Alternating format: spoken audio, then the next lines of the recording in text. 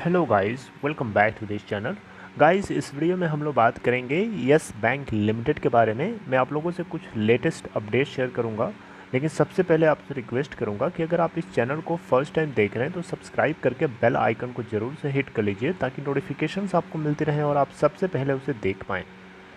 तो सबसे पहले आपसे बात करूंगा कल की क्या सिचुएशन रही, एक बार देख लेते हैं। क्योंकि ये फंड रेजिंग की जो न्यूज़ है ये आज बेसिकली नहीं आई है, ये बेसिकली न्यूज़ कल की है, लेकिन मैं आपको आज अपडेट कर रहा हूँ। अगर हम कल वेनेसडे के दिन 3 मार्च की बात करें तो 16.40 के ऊपर ओपन हुआ एंड देन 16.25 का लो बनाने के बाद 16.55 का हाई भी बनाता है इंट्राडे में।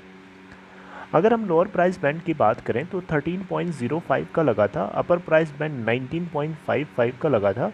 अगर हम बात करें टोटल ट्रेडेड वॉल्यूम की तो 95.2 मिलियन यानी 9 करोड़ 52 लाख 62,247 क्वान्टिटीज़ ट्रेड होती हैं एनएससी पे, जिसमें से अगर आप देखें तो 36.40% डिलीवरी है।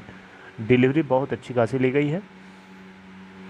क्लोजिंग प्राइस अगर हम बात करें तो एनएससी के ऊपर 16.35 के ऊपर क्लोजिंग देता है, जो कि अगर आप देखें तो प्रीवियस क्लोजिंग प्राइस 16.30 से 5 पैसे ऊपर है, यानी 0.31% ऊपर है। अगर हम टोटल मार्केट कैप की बात करें एनएससी के ऊपर तो 40,964.77 करोड़ है। वही अगर हम बात करें बीएससी के ऊपर टोटल ट्रेडेड वॉल्यूम के तो 1 करोड़ 73 लाख 10,772 क्वांटिटीज़ ट्रेड होती हैं, और यहाँ पे अगर आप डिलीवरी देखें तो 41.21% है। तो गाइस, यहाँ पे फंड रेसिंग को लेकर के क्या न्यूज़ है, आइए जानते हैं। तो गाइस, सबसे पहले आप लोगों को बताना चाहूँगा कि आपको जैसा कि मैंने बताया था कि शेयर एफपीओ यानी फॉलो ऑन पब्लिक ऑफरिंग के जरिए जो है यस बैंक अपने कैपिटल को रेज करने के लिए सामने आ सकता है, और इसको लेकर के बहुत अलग अलग ब्रोकरेजेस ने काफ़ी नीचे के टारगेट दिए हुए थे। कोई 11 का टारगेट दिया है, कोई 6 रुपये का टारगेट दिया है, कोई 13 का दे रहा है, कोई 12 का दे रहा है, कोई 16 पे होल्ड करने को बोल रहा है। आपको एक एक करके मैंने लास्ट वीडियो में बताया था, लेकिन अब आपको बताना चाहूँगा यस बैंक का जो बोर्ड है, बेसिकली बोर्ड की तरफ से एक वोटिंग कराई गई उसके शेयर होल्डर से एक फेवर पाने के लिए कि वो क्या इस फंड रेजिंग प्लान को लेकर के एंथुजियास्टिक हैं या नहीं है। तो जो रिक्विजिट होता है ना, जो रिक्विजिट स्टेक होना चाहिए या रिक्विजिट जो वोट्स मिलने चाहिए, कास्ट होने चाहिए फेवर में, उससे कहीं बहुत ज़्यादा फेवर मिला है शेयर होल्डर्स का। ऑलराइट, तो यहाँ पे फंड रेजिंग प्लान को लेकर के एक तरीके से बोर्ड ने अपडेट कर दिया है कि ये सक्सेसफुली अप्रूवल मिल चुका है शेयर होल्डर्स का। और अगर आप देखें यहाँ पे तो जो टोटल कैपिटल ये रेज करेंगे इस प्रपोजल में, वो है अमाउंट 10,000 करोड़ रुपए का। राइट, तो 98.78% की वोटिंग हमें फेवर में मिली है। राइट, यानी 98.78% वोट्स कास्ट किए गए कैपिटल को रेज करने के फेवर में।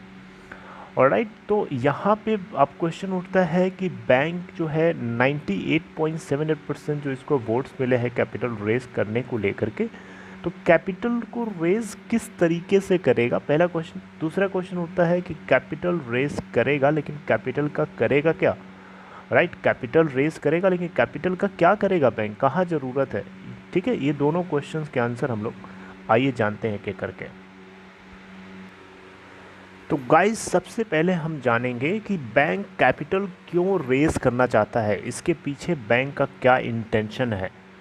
तो जैसा कि आपको पता होगा या नहीं पता है तो मैं आपको बता देता हूँ। 22 जनवरी को बेसिकली बैंक का बोर्ड जो है Q3 के रिज़ल्ट को अनाउंस करते समय ये साफ साफ मेंशन किया था, डिक्लेयर किया था कि ये 10,000 करोड़ रुपए जो है कैपिटल को रेस करेंगे, और एक नहीं बल्कि कई सारे मोड्स को यूज़ करके, यानी एक इंस्ट्रूमेंट से नहीं बल्कि ये कई अलग अलग इंस्ट्रूमेंट्स को यूज़ करेंगे कैपिटल को मॉप अप करने के लिए।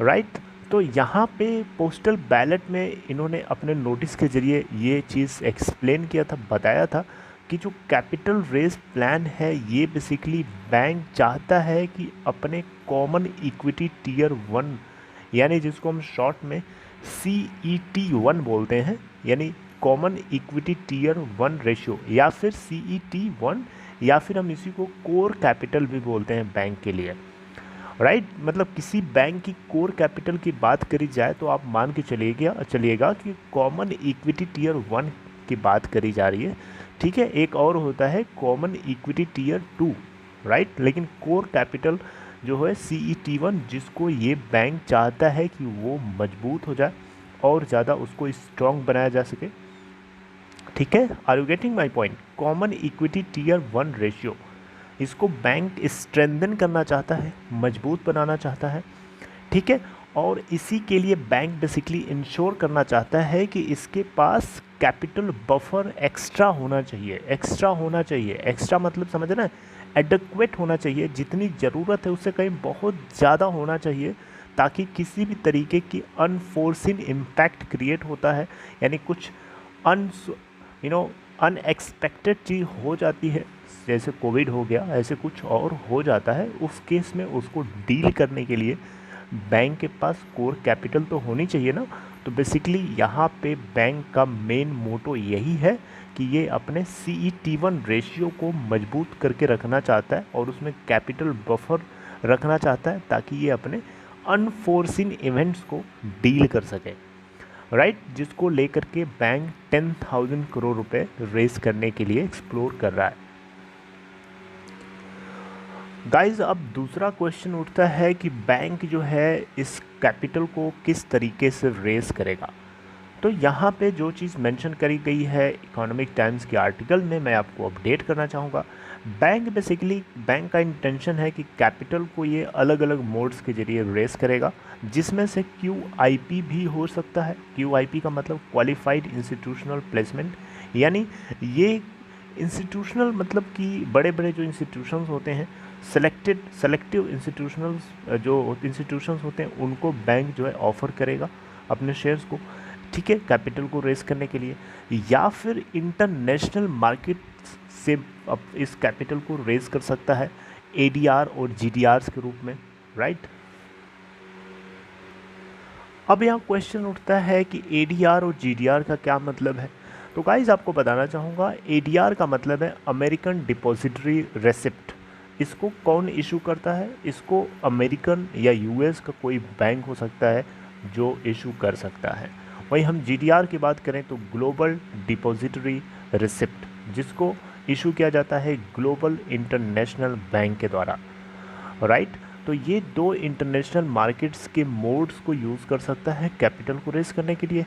इसके अलावा बैंक की तरफ से एक चीज़ और बताई गई, मतलब मैं उसी पॉइंट के अंदर कवर कर रहा हूँ, और आगे जो मोड्स हैं बेसिकली कवर कैपिटल को रेस करने के, जैसे कि फॉरेन करेंसी कन्वर्टेबल बॉन्ड्स भी हो सकते हैं, या फिर किसी और सिक्योरिटीज़ के रूप में हो सकता है जो कन्वर्टेबल हो इक्विटी के अंदर, ओके, या फिर एक्सचेंजेबल हो इक्विटी के अंदर, ठीक है, या फिर किसी भी इंडियन रुपी या फॉरेन करेंसी या फिर पब्लिक इशू के रूप में ये कैपिटल को रेस कर सकते हैं।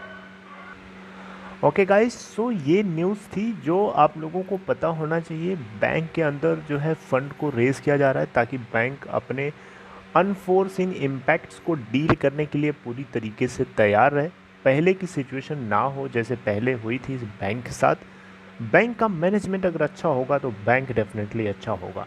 बैंक का मैनेजमेंट अंदर से अगर चोर होगा, अंदर से करप्ट होगा, तो डेफिनेटली उसका इम्पैक्ट हमें उसके आउटकम या उसके एग्जिस्टिंग सर्विसेज और इंफ्रास्ट्रक्चर के ऊपर देखने को मिलता है, जैसा कि हमें पहले इसके अंदर मिला था।